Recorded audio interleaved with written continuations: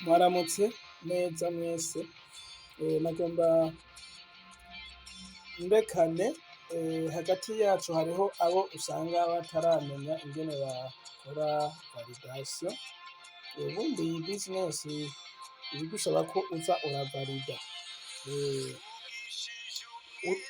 usanzwe ufise konti iyo uyuguruye ukayinjiramwo urasangamwo kano ka message kameze nk'uku, umaze kukabona nta kindi ukora uravalida. Urabona yuko barakubwira yuko karaba expire mu minota ibiri, murabibona ko biba biriko biraharura. Rero ndafyonda ngaha, hanyuma murabona agataburo baca bampa, ico nsabwa ndasabwa guca nfyonda ku kantu kari ngaha,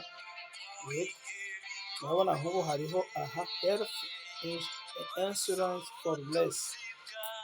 Aha rero niho nfyonda, ndabona bica binjana ino, ntaco nkora, ndashobora guca nigirayo nkasubira inyuma.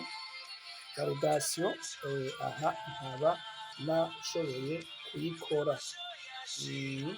Urashobora kandi ugaca ugaruka hano muri my money maker ngaha, kuko validation ushobora gusanga ari zibiri.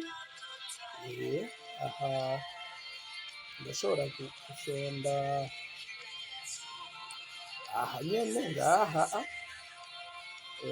ushobora kuhinjirana nkafyonda burya, urabona ko ndaronka validation ya kabiri, nca nongera nkafyonda hahandi nyene. Nyuma ndabona bitewe na connection urarindira, urabona yuko urahasanga akandi kantu, aka nyene niko mfise gufyondako, hanyuma nkarindira biranjana ino muri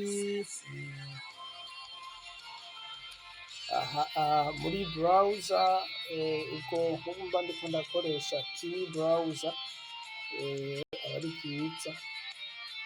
Hanyuma nshitseyo ndongera nkavayo, nta kindi nkora. Nuko rero mushobora kuza murakora ku munsi muje muba mufise konte. Hariho n'ubundi buryo bwinshi ushobora gukoresha iyi 5P Millionaires, ugashobora kunguka canke kuronka utubonisi tutari duke. Murabibona ico banyandikira, iyo bakwandikiye gutya uca umenya yuko validation yawe uba wayikoze neza. Murakoze.